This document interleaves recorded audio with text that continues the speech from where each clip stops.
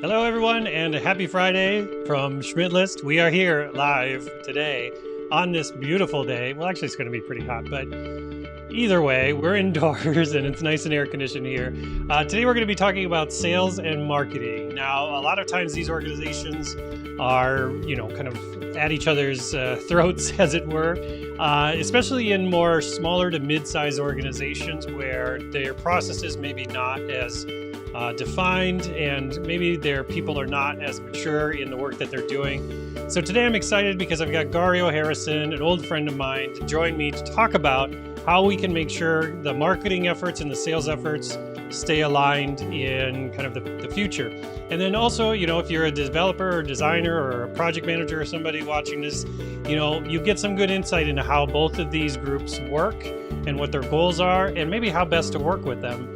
So before we get started, I want to, of course, do my quick plug that we are hiring at Foundry. So check out foundrymakes.com, where we are looking for a bunch of different roles. So if you have interest, we're always looking for interesting folks to join the team. So with that, I'm going to get right into talking to Garrio here. Garrio, how are you? Thank you for joining me today. Good to see you. Thanks for having me. Looking forward to the conversation. Great. So Garrio, you do this thing called Curious. Tell me about Curious, the work you do, who you do it with. Tell me more about about Curious. Okay, so I'll give you the elevator pitch, right? So whenever someone asks what we do, the first thing that I tend to tell them is,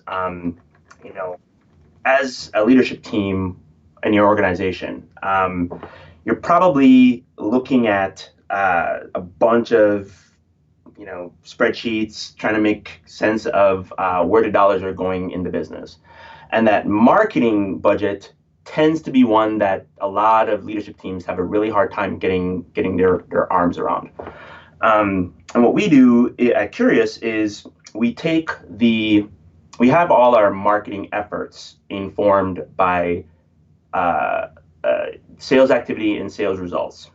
And what that allows us to do is streamline or essentially maximize the yield of that budget.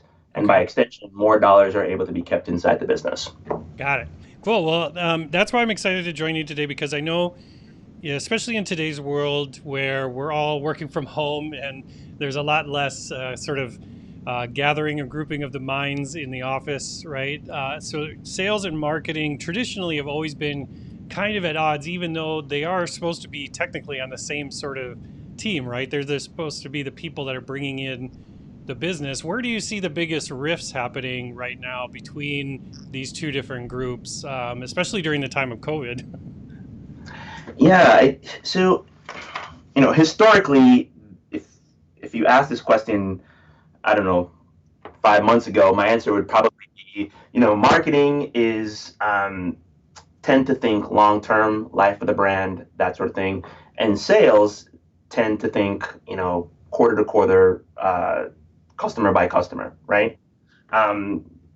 Today, however, one thing that this economic environment we're in has made clear that a lot of it really stemmed from lack of alignment around common facts, right? Okay. So, Like each group has their own sort of facts is what they're working off of? yeah, the different facts, different things that they're being held accountable for, that sort of thing. Okay. And the easiest way to get both teams on the same page is just align around the the business itself, right? The health of the business. So we're talking things like cash flow, Mm-hmm. um, sales narratives that are actually resulting in people purchasing. Um, and yeah, like just getting back to the basics of finance, right? Managerial finance. Well, and that some of that information has to come from the large organization, right? It isn't just sales knows what the CFO knows or marketing knows what the CFO knows. So it actually, what I'm hearing you say is it transcends just understanding what the inputs are, right? But how the company's doing overall from a healthy perspective, right? Right. Absolutely. And you know what? I can actually give you a tangible example of what it looks like when it is aligned and illustrate some of the challenges around that. So um, when I was at Fueled, everybody knows Fuel Collective, formerly Coco. I remember this like it was yesterday. Um, we started getting a lot of competition, including from some of the big dogs, WeWork, so on. And every agency that I reached out to or were talking with around or marketers trying to figure out what's the best way to navigate these challenging times, Mm-hmm. it all came down to industry best practices, right? You got to do more ads on Facebook. You got to meet them where they are. Cliches are More calls to action on the website. actions, etc. Right? Yep. And one of the things that when we looked at it as a leadership team, that wasn't possible. Like we didn't have that kind of uh, just unlimited marketing budget to just spend on anything and try anything. Um, and it forced us to get really clear on where should those dollars actually be spent? Should it be spent given to Facebook and Google as keywords get bid higher and higher? Or should we actually look at our business, where our cash is coming from, and figure out the most efficient way of making sure that we're continuing to grow? And Yeah, that's and what I we did. think that's where some of the disparity comes in when you're working with either marketers or agencies that have different industry experience, right? So in retail, I mean, they'll spend 15, 20% of revenue just on advertising. Like it's a pretty standard sort of thing. But to your point, maybe some more of these smaller businesses, whether you're a digital business or maybe a manufacturing business or some of these other more maybe commoditized sort of things, like you don't have that percentage in revenue to just throw at more Facebook advertising. And you also don't have the staff on the back end to sort of manage that and the processes in the team, right? So it's like a trifecta of crap that happens, right? Right, right. Um, yeah, and that's why it's important to look at the organization itself and come up with a solution for that organization, right? Because if you don't, you end up in a situation where um, you are trying to do the exact same thing that someone else is doing, and they may have different, what we'd say, competitive advantages than you do, right? Yeah, no, I think that's a really good point because, honestly, as I've gone on this as a business owner and I've gone on this journey, and I've talked to you about this ad nauseum, which is the,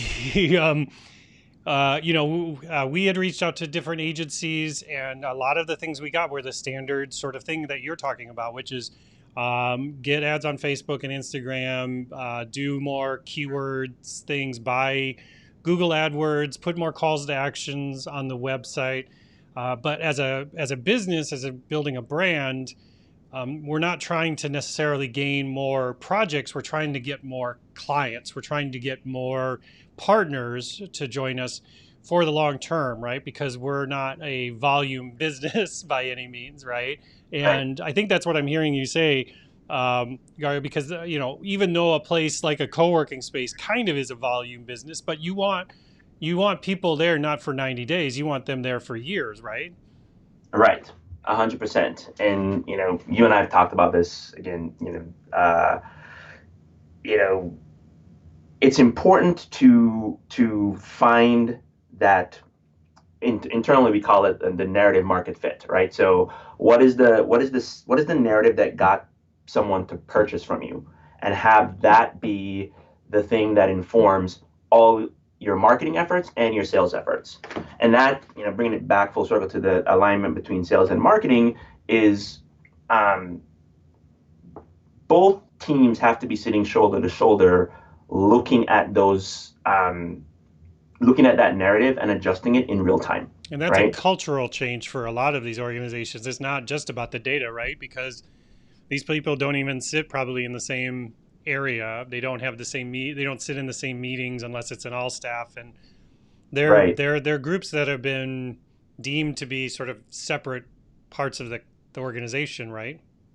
right. No, absolutely. So, I think that idea of it has to be a cultural shift, I think, has never been more true, right? Because you even their schedules are different, right? Like Yeah. Oh, sales, yeah. sales is constantly trying to, you know, spend their days prospecting, talking to customers, getting someone, helping someone overcome objections to making a purchase. Yeah. Like All the sales, activities are so different.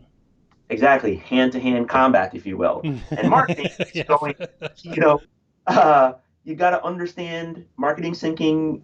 How do we come up with the next big idea, the next creative way to reach our customers? And that's why looking at the same set of facts, which these days should be the financials of the business, and the revenue goals of the business, um, you know, everyone can rally around that same flag, So that right? comes back to the leadership portion, right? So it's not necessarily telling sales and marketing go work better together and I'm going to go get me a coffee, right? Right. It's the leadership saying this is my expectations. Here's what the actual goals of the business are. Here's Mhm. how we're doing. Here's the health of the organization, and doing it on a regular basis so they can adjust their efforts in accordance, right? 100%. And another way to think about it is marketing. The role of marketing and the role of sales are being adjusted, right? Like sales needs to have a little bit more understanding of, how marketing supports their efforts, right? Like what is marketing doing to make the conversation around a close more efficient, right? Like there's a Mm-hmm. lot that happens before you talk to that prospect. And that's marketing's job. And marketing's job is evolving to understand, like, what are the trigger points that got this person excited about our company, Mm-hmm. and not just going, hey marketing, or hey sales, we'll figure it out, and just hand you your marketing packet Go for find you to more go people like sell. that. Right. But they literally should be going and saying, like, okay, is the persona may be right? Because you can find that data pretty easily. Yeah. Export of books, right? These are the people that have bought from us. Sales or marketing now can go back to sales and say, what made that sale so fast? Like, what were you saying to them? What were their objections? And how do we get those objections in front of, like, similar people that we want to get into our sales funnel? Mm-hmm. And that feedback loop, marketing's responsible for building a system that is flexible enough to adjust that message in real time. Yeah. The In lots of organizations I've worked at, and like you said, the marketing team has been just go get us leads. That's what your job is. Stay out of Right. my pool, as it were, Right. and then come back to me with those leads, and then sales is in a great position to be like, if they don't close deals, they can blame marketing and say, well, you didn't get me qualified leads, so Wrong that's lead. why I'm not hitting my numbers, right? Right. So it's this ecosystem of finger pointing that gets built over time in some of these organizations I've seen, and just like you're saying, like it will continue to be that way until leadership shows up with some clear directives on what those goals are, and to your point, some actual systems and processes based on um, overarching facts about the business, not just those silos, right? Right. Well, I've been giving this example quite a bit. I think it's a good one that illustrates kind of the hopeful or the optimistic view of what the future can hold, right? So um, I've seen companies, when the pandemic hit, all trade shows got canceled, right? So here you have this massive sales opportunity that the sales teams are excited. There's a whole plan around it to go out and sell, right? And that went away. And marketing, all the assets and things that were in motion for this big trade show also went away. And what also went away was the cost of the trade show, Yeah. right? So while there is still red ink all over the balance sheet at this point, um, how do you move forward in a healthier way? And I've seen some organizations really rally around that idea of how do we get to the other side of this? How do we rebuild our processes, how our team works together, um, you know, post pandemic, Yeah. right? And I've seen some really, really innovative like ideas around, okay, well, what was the purpose of the trade show? To get in front of our clients, tell them what we are. Okay, well, is there other ways that we can accomplish the same thing to prime the sales conversations that we need to be having to reach our revenue goals? How do we do that with marketing's help? And I've seen some organizations really find new ways of reallocating that budget um, in a way that is, quite frankly, more sustainable Well, and than. that's, I've been talking about this on the show, Garrio, is that what I've seen during this time of COVID is that true good leadership has really had a spotlight shown on it, and really bad leadership has had an even bigger spotlight shown on it. And Yes. these companies that are growing and doing well during this time, I think you can, I think you can point towards the leadership teams to say they're the ones that are truly driving that. Like you're saying, they're being able to pivot quickly. They're having some agility. They're not just beating their heads against the wall saying why isn't the same old stuff working, right? Yeah, they are adapting and adjusting, and just being very intentional with where they're spending their resources, including time. Yeah, Yeah. that makes sense. So let's talk about let's say just from for the audience's sake, maybe I'm a designer, developer, or somebody who doesn't work in sales and marketing, and I don't understand what they do, and I don't understand how they get it done. Is it important for me as one of those employees to understand sales and marketing for the organization, or should I just ignore it? No, 100%. You should both understand it at a high level because these are your teammates, and at the end of the day, you are all on the same team trying to move the business forward. So yes, you should at least have a working understanding of what each functions does. Um, I would even say push it a step further to say get to know the people that are actually doing the work because you may be able to gather insight that make you better at your contribution to the organization. And you can also provide insights into, what's working and not working on the marketing or on the sales side, right? Yeah.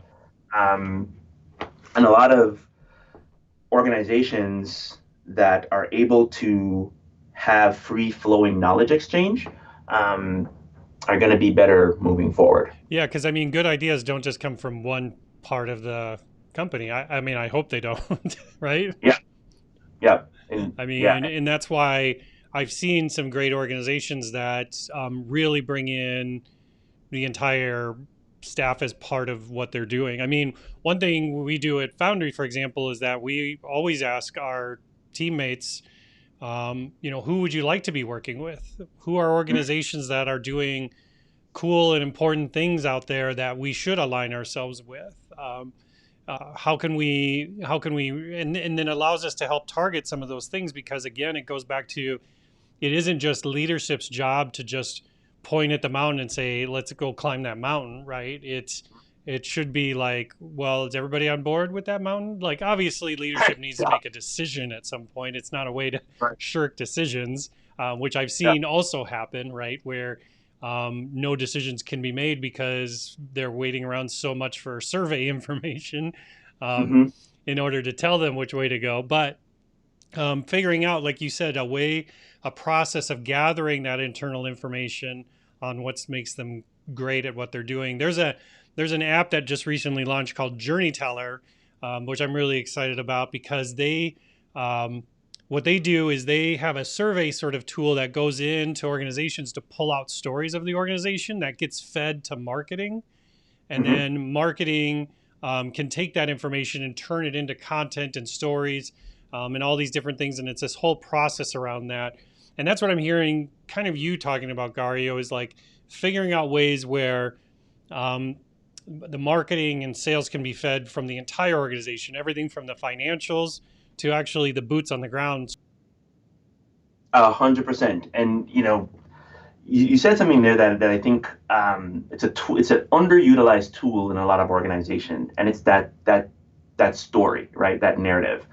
Again, I think back to um, an illustrated idea of something as basic as marketing says that, or sales says that they need a new website. Okay, well, you could say we can't afford it from the leadership team, or that's not the priority now.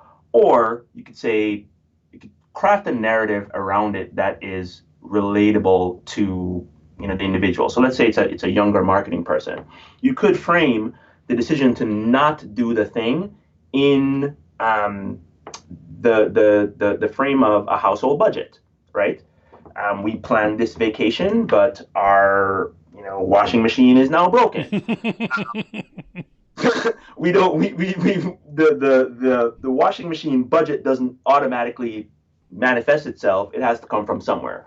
Yeah. So it forces that shared language around the realities of the business, both from sales, marketing, all the way down through the organization. And stories can help lubricate that alignment. Yeah, and just for what you're saying, Gario, it really makes me think about how we can tend to overcomplicate this stuff. And Yeah. the example you just brought up seems benign and simple, but sometimes it can just be that simple in these organizations about Yeah. having that kind of transparency into where the money's coming from, what do we got to spend, and what the impact of that's going to be, right? Yeah. Yeah. 100%. So Gario, like if I want to get, if I'm just hearing this and I'm thinking, okay, I like what Gario's saying. Where do I start? Where is a great place to start sort of blurring the lines between the sales and marketing groups? Because these days I hear about all these different buzzwords, right? And smarketing, right, is one. No. Buyer enablement. Yep.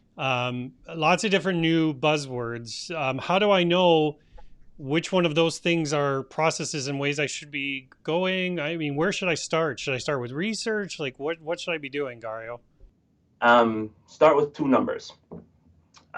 Your uh, current revenue month over month. So where are you at? The facts of where you are, or where you're currently, and where you want to be. Right. So two things. Just basically, we're trying to get to $100. Right now we're at 80, and we have this much time to get there. Start with just that number and Mm-hmm. get sales and marketing in the same room with leadership, or represented from leadership team, and just ask the question, how do we get there? Okay. It literally is that simple, because marketing is going to have a lot of ideas, and sales is going to have a lot of ideas. But if they're both looking at the gap, that delta of, forget the example that I gave, but let's say $80. How Mm-hmm. do we get that $80? And then the ideas will flow. And then the next question is like, okay, well, which one of these ideas can we afford to do? Right? And from there, you have both input from sales, both input from marketing, and you have a North Star that you're trying to get to. Okay. And both are then able to use, their subject matter expertise to help navigate to that goal. What are some red flags I should be looking out for as a leader, though? Like, if I get that group in there and they start talking about tools, well, we need Marketo, HubSpot, Salesforce. We need a new ERP system. We need all these different things. Well, like, to me, solving problems with tools sometimes sounds like a red flag. Are there any other red flags that you've seen or experienced that maybe to watch out for? Um, so finger pointing, obviously, Yeah. that's Yeah. an easy one. Um, any conversation that is, if that's the meeting that we're trying to have, any conversations around vanity metrics, right? Because yeah, my marketing does keep track of likes and all that's part of the marketing function. But if we're trying to talk about the revenue of the company at that given moment, um, marketing should come to the table being willing to have a financial conversation. So if they're not able to do that, obviously I have a whole bunch of books that I'd recommend, but um, that's a red flag. Okay. If everything is the size of our email list or the that's a marketing red flag. On the sales side, um, if we're hearing things like, "Oh, marketing's just giving me like garbage leads," okay, well that means that you're not helping marketing with that feedback loop of the kind of leads that you want in a consistent way. So as a leader, you're then able to say, okay, guys, I understand you guys are both, they're subject matter experts. Let's focus around this challenge that we're trying to solve and bring that expertise to bear together. Hmm. Yeah, and I've seen it done similarly, but yeah, I like what you're saying because it's about that bottom line and not more about like, well, we need more projects of this size or we need more people from these sorts of organizations or these sort of subjective sort of goals, right? Do you get what I'm saying? Right. Yep. 100%. Yeah. Yep. So Garrio, I want to thank you for joining me. I always learn a lot from our conversations. I'm really excited that you came on today. So if I want to know more about Curious and the work that you're doing, where do I find you? How do I engage with you? You know, how do I work with Garrio? Well, I'm on LinkedIn. You can find me, Garrio Harrison. Um, and for Curious, discovercurious.com is where you can find more information about us. Cool. Well, again, like I said, my friend, I am so excited. I love all of our conversations that we have, and I'm excited for Curious and the work that you're doing there, because I think that the work that you're doing is, like I said, it's about less subjective things. It's about actual metrics. It's about aligning around a specific thing that everybody can get around, and not just sort of ambiguous things like more visitors to the website. Right. Cool. Well, thank you again. I really appreciate it. So before we go, I just want to remind everybody we're hiring foundrymakes.com /careers, looking for talented people to join our organization. So check out Garrio. Check out, we got more shows coming up. We're going to be focusing again, like I said, on how to improve your job, improve your business.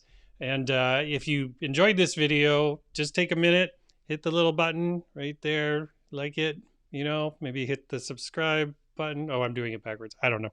I don't know what I'm doing. So, anyways, have a great weekend, everybody. Thank you for joining me. We'll see you soon.